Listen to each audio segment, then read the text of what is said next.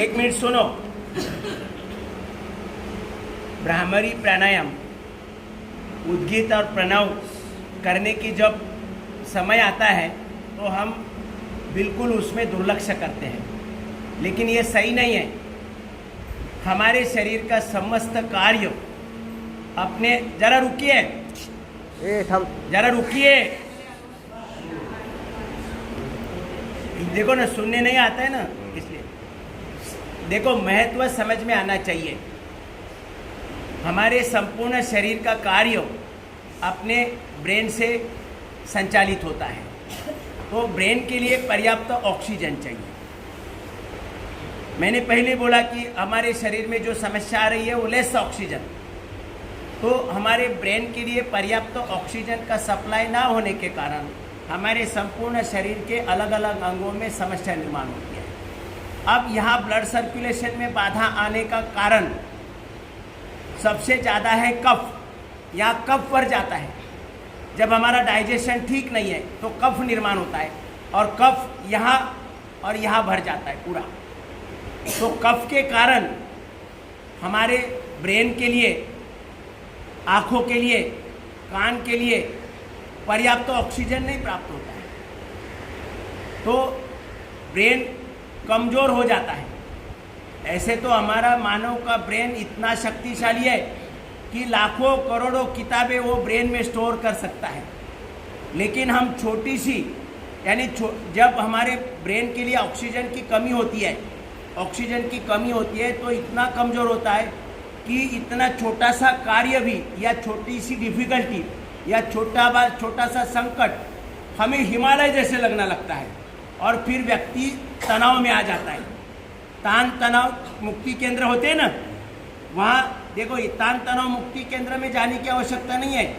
हम अगर भ्रामरी प्राणायाम ज़्यादा करेंगे, 3 बार, 5 बार, 11 बार, 21 बार, 51 बार, जितना तान तनाव ज़्यादा है उतना हमें भ्रामरी प्राणायाम ज़्यादा करते हुए हमें ब्रेन को ऑक्सीजन का सप्लाई ज़्यादा बढ़ाना है। ब्रेन जैसे पावरफुल होगा तो हिमालय जैसी समस्या चींटी जैसे लगने लगी। अरे ये तो मैं ऐसे करूँगा, ऐसे ऐसे बोलते, तनाव आएगा? तनाव आएगा क्या? बोलो। हर तान तनाव, स्ट्रेस लेवल, इसका कारण हम ही है। हमारा पाचन तंत्र बिगाड़ होने से कफ की निर्मित होती है, और कफ की जगह यहाँ और यहाँ है, तो कफ का जमा होने से कारण ब्लड सर्कुलेशन सही ना होने के कारण हमारे ब्रेन के लिए ये ब्लड ऑक्सीजन का सप्लाई कम हो जाता है। ऑक्सीजन ब्लड के माध्यम से जाता है, कौन लेके जाता है? Blood, haemoglobin. कौन जाता है? हीमोग्लोबिन। रेड ब्लड सेल के अंदर जो हीमोग्लोबिन है वो ऑक्सीजन लेके जाता है, तो ब्लड सर्कुलेशन सही होगा तो ऑक्सीजन का सप्लाई ब्रेन के लिए पर्याप्त होगा, कफ का पूरा निष्कासन होगा। कफ जो है, हम भ्रामरी प्राणायाम से हम क्या करते हैं? कंपन तैयार करते हैं, कंपन। तो कंपन के कारण पूरा कफ का निष्कासन होता है, और ऑक्सीजन का सप्लाई बढ़ने से हम तान तनाव में नहीं रहेंगे, हमारा ब्रेन सुचारू रूप से काम करेगा। हमें 3 बार, 5 बार, 11 बार, 21 बार, 51 बार, 101 बार, जितनी समस्या भारी है उतना ज़्यादा बार भ्रामरी प्राणायाम करना है। इतना ध्यान रखिए। भ्रामरी प्राणायाम, जब भ्रामरी प्राणायाम हमारे क्लास में करने शुरू करते तो अपना बोरे बिस्तरा जमा करने लगते हैं। भ्रामरी प्राणायाम को कोई महत्व ही नहीं है, भ्रामरी प्राणायाम ही ज़्यादा महत्वपूर्ण है। का सब पूरा शरीर तो बलदंड है, लेकिन ये काम नहीं कर रहा है, कोई फायदा नहीं है। आइए, इसलिए हम 3 बार करेंगे भ्रामरी प्राणायाम। देखो, अंगूठे से ये जो छोटा पार्ट है ना, इसको दबाना है, ये ऐसे बाहर का आवाज ना आ जाए। फिर 2 उंगली यहाँ रखनी है, देखो यहाँ।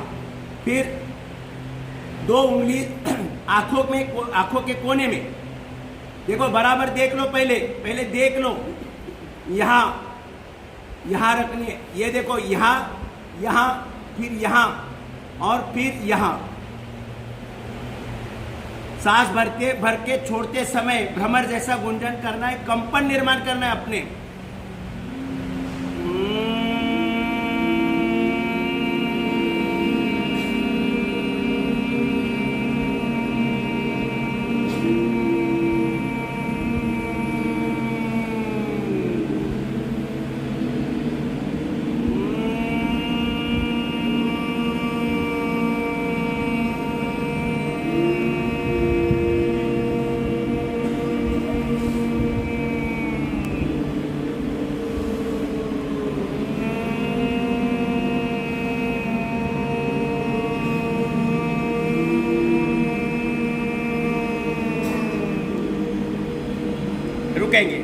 ये ब्रेन के लिए ऑक्सीजन का सप्लाई जाने से ब्रेन शक्तिशाली बन जाता है, मेमोरी कार्ड स्ट्रांग होता है। मेमोरी कार्ड बच्चों के लिए ये बहुत उपयोगी है। जो एक बार वाचन किया वो पूरी तरह से मतलब और बार बार उसको रटना नहीं पड़ेगा। मेमोरी कार्ड स्ट्रांग होता है। ये मेमोरी कार्ड इतना पावरफुल दिया है भगवान ने। आप देखो, आप 5वीं कक्षा में थे तब स्कूल की बिल्डिंग कैसी थी, आगे है सामने, कुछ फाइल ओपन करनी पड़ी, मतलब इतना पावरफुल मेमोरी कार्ड है। कोई भी प्रसंग आप देखो, कहीं घूमने